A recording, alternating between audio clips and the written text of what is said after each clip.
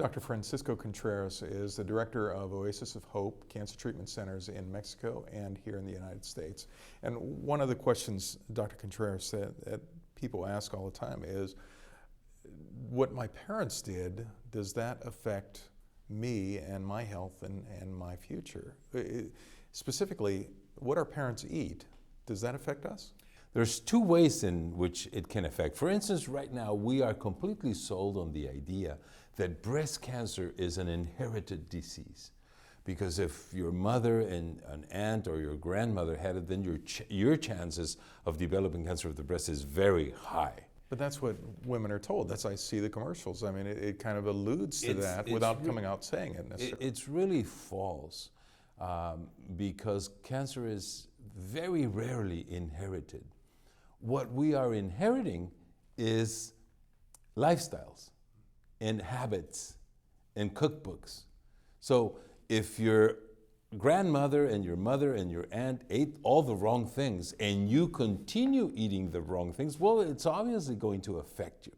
So that's one way in which this can affect you. The other way is a little bit more complicated. It's due to epigenetics. So there's a study that was published a few years ago, very interesting study, on the sons and grandsons of farmers that went through famine, and the sons and grandsons of farmers that went through a time of feasting, harvest, abundance. And they found that the children and grandchildren of the ones that went on a famine had more protection in their genes and lived longer and better than the sons of the ones that feasted, because there's epigenetic changes that are really transferred genetically to the grandsons as a protection.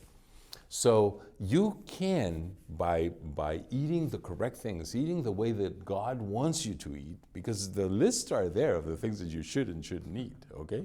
We just don't want to take them into account anymore. Literally the biblical mandate of what we should eat and shouldn't eat, things like shellfish, things like pork. We really shouldn't eat those things? They're cancer. Yeah, it took us 2,000 years to find out why. And the whole thing is on the digestive system of those animals. The ones that are kosher, that are for us to eat, have a very long digestive tract with a long term. So it cleanses them completely. Pork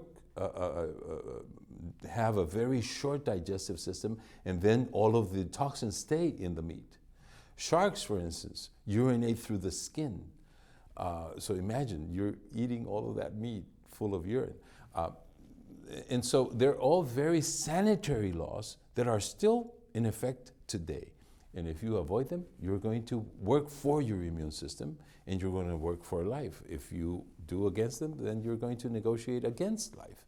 And so it's true, before Christ, eating pork would send you to hell. After Christ, eating pork will send you to heaven sooner.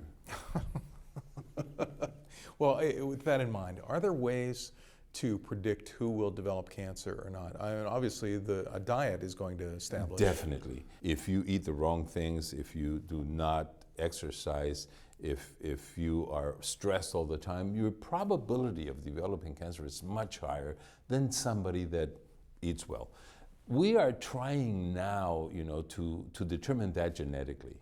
We talked a little bit about Angelina Jolie, and she made a determination based on her genome to do a preventive double mastectomy. But the truth is that we cannot manage genes anymore. So I do not agree with genetic testing to determine your probabilities of developing cancer, because it continues to be a probability thing, and it only increases your stress when there's a lot of things that you can do to reduce the risk, like changing your lifestyle. Is there any time when it's ever too late to change?